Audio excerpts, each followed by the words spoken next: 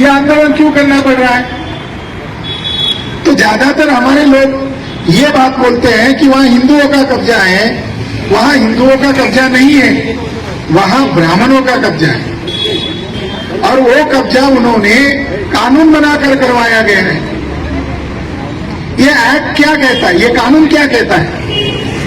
किसने बनाया ये कानून?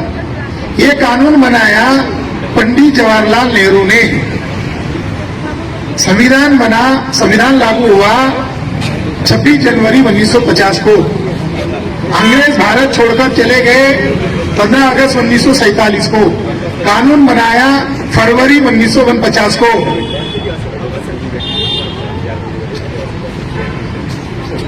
ये कानून बनाने का भी एक बैकग्राउंड है। पंडित जवाहरलाल नेहरू ने 3 जगहों पर कब्जा किया एक ही साल, क्योंकि वो होशियार था, उसको मालूम था। वो सेकुलर नहीं थे, नंबर 1 के कम्युनल थे।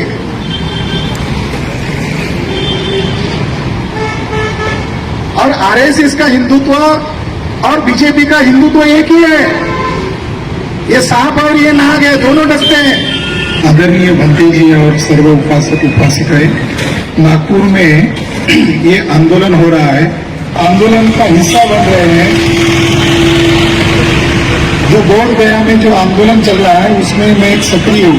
वहां से मैं बॉम्बे गया और बॉम्बे से हमारे नागपुर के साथियों ने कहा कि नागपुर में भी आना जरूरी है, तो मैं आज सवेरे नागपुर आया। वो आंदोलन अचानक नहीं शुरू हुआ। बोलो ना तो। पिछले 2 साल से इस आंदोलन को करने की तैयारी चल रही थी। बोध गया पर लाखों का मोर्चा पिछले साल निकाला गया। 17 सितंबर 2024 को पटना में गांधी मैदान में ऑल इंडिया के अलग अलग ऑर्गेनाइजेशन के लोग और तमाम भिक्षु संघ भी वहां उपस्थित थे। सरकार को ज्ञापन दिए गए। 30 तारीख को, यानी 30 पिछले जनवरी की 30 तारीख को एम्बेसी जो होती है, अलग अलग देशों के जो प्रतिनिधि होते हैं, एम्बेसी को ज्ञापन दिया गया। और ये तारीख सुनिश्चित की गई कि जो माघी पूर्णिमा है, बौद्ध धर्म में उसका नितांत महत्व है, उस दिन से हम आंदोलन शुरू करेंगे। उसकी सूचना तक दी गई।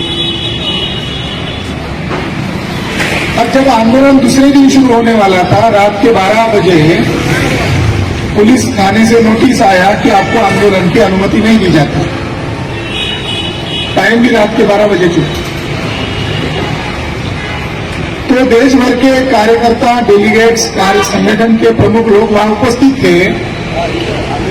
उनको यह कहा गया कि कल अगर जेल में डालना चाहते हैं तो हम महाबोधि महाविहार के सामने से हमको जेल में डालो, आंदोलन होगा, आप हमें जेल में डालो। तो आखिर में उनका मैसेज आया थानेदार का कि आप आइए और हमारे साथ मीटिंग कीजिए। तो हम लगभग 500 10-11 बजे तक लोग भिक्षु संघ और उपासक वहां इकट्ठा हुए और हम बोध गया पुलिस थाने में सारे लोग वहां पहुंच गए।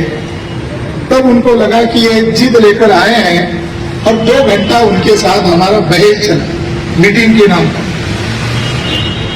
तो जो पुलिस अफसर था और जो प्रशासकीय अधिकारी था, वो ये कह रहा था कि अब माघी पूर्णिमा के अवसर पर दुनिया के तमाम मंत्री आने वाले हैं, राष्ट्रपति आने वाले हैं और आपके इस आंदोलन से बीटीएमसी की बदनामी हो सकती है।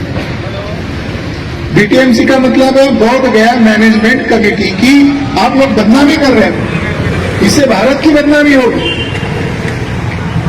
तो उन्होंने शर्त रखा कि 2 दिन कम से कम डिले करो आंदोलन। तो हम लोगों ने दावपेच बनाया कि आंदोलन करेंगे, 2 दिन प्रातिनिधिक तौर पर करेंगे और जगह उन्होंने कहा सामने मत कीजिए, बैक साइड में जो जयप्रकाश नारायण उद्यान है बोध गया के एकदम बैक साइड में, वहां अंबेडकर साहब के पुतले के नीचे हम आंदोलन करेंगे। ऐसा तय हुआ, कुछ शर्तें तय हुई, मगर उन शर्तों का पुलिस ने, अधिकारियों ने पालन नहीं किया। तो 13 तारीख को सीएम आने वाले थे, हम लोग उसी दिन आंदोलन 12 को भी किया और 13 को सवेरे से आंदोलन शुरू कर दिया। और यह आंदोलन बड़ा आंदोलन है, ये अमरण अनशन है। और उस अनशन के लिए जब लोग बैठे तो पुलिस आकर कहने लगे आपको अनुमति नहीं है। तो हमने कहा आपने हमारा विश्वासघात किया है, यह आंदोलन जारी रहेगा, आप इसके लिए हमें उठाओ। तो उन लोगों ने योजना की कि यह आंदोलन उपेक्षा से मारा जाए। पहले दिन मीडिया वाले आ गए, खबर एक दो वालों ने छापी। दूसरे दिन मीडिया वाले गायब हो गए। एक मीडिया वाले ने कहा आप तो हमें पैसे देने वाले नहीं है, बीटीएमसी ने हमको पैसा दे दिया, हर दिन का पैसा तय हो गया है, हम आपकी छापने वाले नहीं है।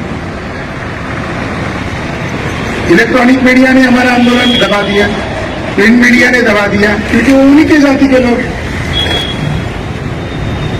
तीसरे चौथे दिन जब हमारे 2 भिक्षुओं की तबीयत नाजुक होने लगी, तब बीटीएमसी के लोगों ने 2 डॉक्टर को भेजा।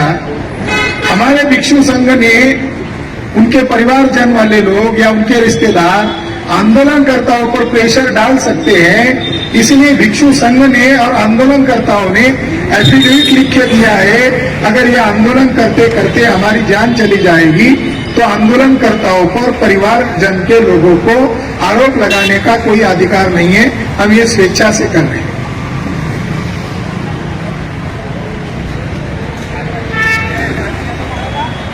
तो डॉक्टर लोगों ने कहा इनका बीपी बढ़ रहा है, इनका वेट कम हो रहा है, इनको अस्पताल में एडमिट करो। मगर बिहार के भिक्षुओं ने कहा कि हमें सरकारी डॉक्टर पर यकीन नहीं है, वो हमें अस्पताल में एडमिट करके वहां मार डाल सकते हैं, इससे अच्छा यही मर जाए। तो प्राइवेट डॉक्टर को बुलाकर उनका इलाज शुरू हुआ। तब तक ये आंदोलन की खबर नहीं ले रहे थे, क्योंकि कलेक्टर के खिलाफ ही हमारा आंदोलन है। वहां जो आंदोलन चल रहा है वो एक्ट में लिखा हुआ है कि कलेक्टर वहां का बोध गया का जो समिति है उसका अध्यक्ष है। तो बनते प्रज्ञा सिंह जो पहले सेक्रेटरी थे बीटीएमसी के, वे और हमारे दूसरे साथी के बहुत, इनको हमने पटना में सेक्रेटरीट को मिलने के लिए भेजा। और वो लोग वहां गए और उनको ये मीटिंग करके कहा कि शायद कलेक्टर आपको जानकारी नहीं दे रहा है, हमारा आंदोलन चल रहा है, वो जानकारी हाइड करेगा, इसलिए हम आपको जानकारी देने के लिए आए, हम आपको ज्ञापन देने वाले नहीं है। सीएम को वहां आना है और हमारा ज्ञापन लेना है, हम ज्ञापन नहीं देंगे। ज्ञापन बहुत दे दिए। तो सेक्रेटरी ने कहा कि हमको मालूम है आपका आंदोलन चल रहा है, हम कुछ नहीं करने वाले। तो वो जो टीम गई उन्होंने हमको ये जानकारी दे दी, उन्होंने सख्त भाषा में कहा हम कुछ नहीं कर सकते, हमें जानकारी मिल रही है। तो हमारी परीक्षा ले रहे हैं कि ये लोग भाग जाएंगे, डर जाएंगे। फिर रात के दिन एक व्यक्ति आया और उसने कहा कि आपको मार दिया जाएगा। भिक्षुओं को कहा कि गन से मार डालेंगे, आप रात को इधर ही सोते। तो हम लोगों ने कहा चलो मरेंगे तो कम से कम वहां तख्ती तो लगेगी। हमने लोगों का हौसला बढ़ाया, वो कुछ नहीं करेंगे, पूरा भारत हमारे साथ है। धीरे धीरे सोशल मीडिया में हम वीडियोस डालते, क्योंकि कोई मीडिया हमारे साथ ही नहीं है। तो हम सोशल मीडिया में वीडियो डालते थे, थोड़ा लाइव करते थे, लोगों को पूछते थे आप कहां से आए, आप अपनी राय बताइए। तो लगभग 8 दिन लगे वो भारत में फैलने के लिए। और फिर धीरे धीरे बहुजन समाज के जो यूट्यूब चैनल वाले लोग हैं, सोशल मीडिया चलाने वाले लोग हैं, वो उसकी खबर लेने आना शुरू हुआ। और धीरे धीरे 8-10 दिन में ये अमेरिका, लंदन तक ये खबर पहुंच गई। और अब यह आंदोलन देशव्यापी आंदोलन हो गया। परसों के दिन ये अफवाह फैलाई गई कि रात को 1 बजे भिक्षुओं को उठाकर लेके गए हैं, अब आंदोलन खत्म हो गया। सवेरे 6 बजे के पहले हजारों की संख्या में जहां भिक्षुओं को डिटेन किया गया तो अस्पताल में रखा, जेल में रखते तो हो सकता नागपुर में बड़ा आंदोलन होता, पटना में होता। तो उन्होंने डिटेन किया मगर अस्पताल में किया, ताकि लोगों को शो किया जाए कि हम उनको अस्पताल में ले गए रात के 1 बजे।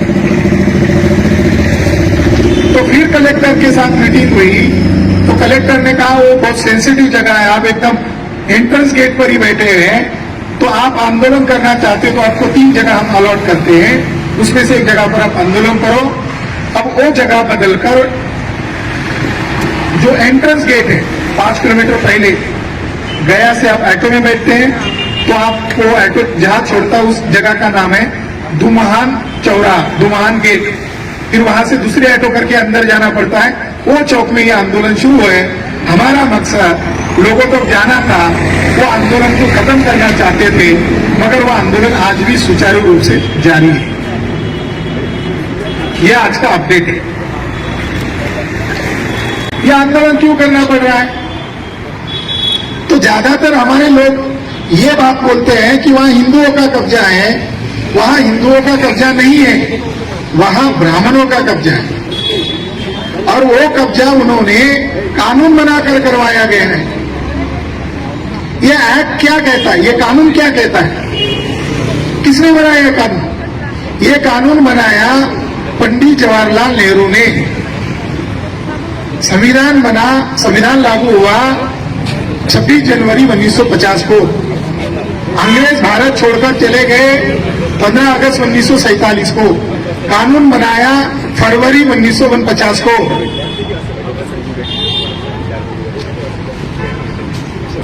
ये कानून बनाने का भी एक बैकग्राउंड है। पंडित जवाहरलाल नेहरू ने 3 जगहों पर कब्जा किया एक ही साल, क्योंकि वो होशियार था, उसको मालूम था।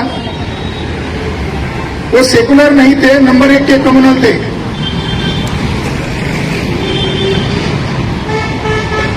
और आरएसएस का हिंदुत्व और बीजेपी का हिंदुत्व एक ही है। ये सांप और ये नाग है, दोनों डसते हैं। और यहाँ नागपुर का आरएसएस का ऑफिस है, यहाँ पर उसका जो संस्थापक है वो जानवर के डॉक्टर थे। नांदेड़ के धर्माबाद तहसील, उनका तहसील धर्माबाद है, गांव का नाम कंदकुर्ती है, नांदेड़ के थे। वो वहां से माइग्रेट होकर नागपुर में आए थे। और वो किस संस्था में काम करते थे? कांग्रेस में काम करते थे।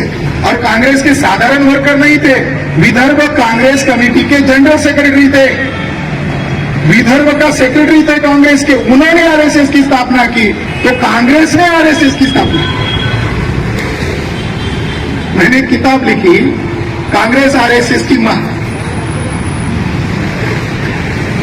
तो 1949 में 3 जगह पर नेहरू ने कब्जा किया। पहली जगह है गुजरात का सोमनाथ मंदिर, रिकंस्ट्रक्शन किया। दूसरी जगह है अयोध्या अर्थात साकेत, और तीसरी जगह है महाबोधि महाविहार, एक्ट बनाकर कब्जा किया।